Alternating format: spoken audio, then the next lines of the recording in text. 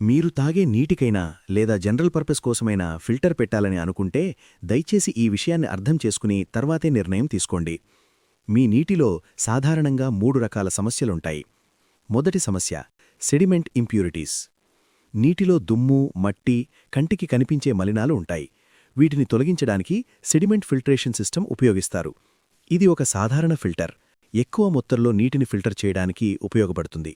ఇందులో బ్యాక్వాష్ సిస్టమ్ కూడా ఉంటుంది. అయితే ఈ సెడిమెంట్ ఫిల్టర్ కఠిన నీటిని లేదా సాల్ట్స్ను తొలగించలేదు. రెండవ సమస్య కఠిన నీరు, హార్డ్ వాటర్. ఇది కాల్షియం మరియు మాగ్నీషియం సాల్ట్స్ వల్ల వస్తుంది. ఇవి ఎక్కువగా ఉంటే జుట్టు రాలడం జరుగుతుంది. అలాగే బాత్రూంలో వైట్ స్టెయిన్ మార్క్స్ కనిపిస్తాయి. నీరు ఆవిరైపోయిన తర్వాత కాల్షియం, మాగ్నీషియం లేయర్లా పేరుకుపోతాయి. ఇవి చాలా స్ట్రాంగ్గా ఉంటాయి, సులభంగా తొలగించలేం. ఈ సమస్యకు పరిష్కారం వాటర్ సాఫ్టనర్. మీ నీటిలో కాల్షియం మరియు మాగ్నీషియం స్థాయిలు ఎక్కువగా ఉంటే వాటర్ సాఫ్టనర్ ఉపయోగించాలి. మూడవ సమస్య అధిక సాల్ట్స్, హై సల్ఫేట్స్, క్లోరైడ్స్ మరియు ఇతర సాల్ట్స్. చాలా ఎక్కువగా ఉంటే చేయించండి. అందులో ఏ సమస్య ఉందో గుర్తించండి.